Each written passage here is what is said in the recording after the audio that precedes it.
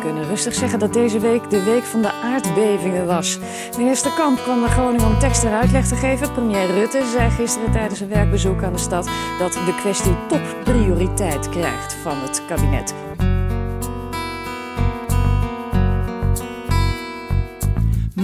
Mensen, er staat wat te gebeuren. De grond verzakt tegen een wild huren. Door in den hoogwind verweerde wezens. Ze hebben geen respect voor de grunnige levens. Grun gaat eraan, al daar mag nooit meer roken. En onze provincie gaat ze mooi door de kloot.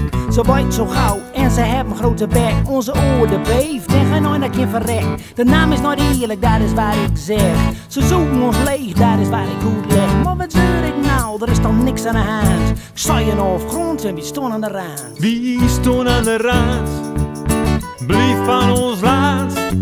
Ja, wie stond aan de rand? Blief van ons land. Ja, wie stond aan de rand? Blief van ons land.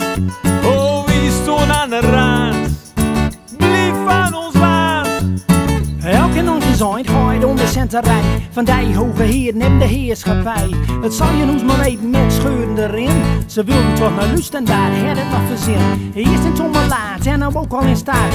Heavy met zijn oud nooit flink onderschat. Wie dat nooit goud, ze binnen te vertrouwen. Ben niet zo gek, wie loont ons land dan nog verbaan. 3,6 op de school van Richter. Leuf me morgens, je wordt echt nooit lichter. Maar wat zeur ik nou, er is toch niks aan de hand. Ik zei je op grond en wie stond aan de rand? Ja, wie stond aan de rand? Blief van ons land. Oh, wie stond aan de rand? Blief van ons land. Oh, wie stond aan de rand? Blief van ons land. Ja, wie stond aan de rand? Blief van ons land.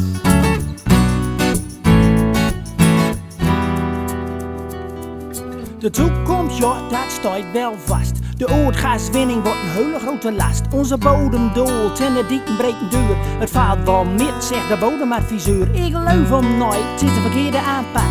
Regeren in de naam, dan ons hoeden in de zak. Mensen, doet je ogen toch nooit. Ze kriegen het al beter en wie kriegen minder brood. Blijf van ons land, dan je ogen toch houden. Kom op, vergrun, ja, lood hem uit sloot. Maar wat zeur ik nou, er is toch niks aan de hand. Ik sta je op grond en die stond aan de rand. Oh, wie stond aan de rand? Blief van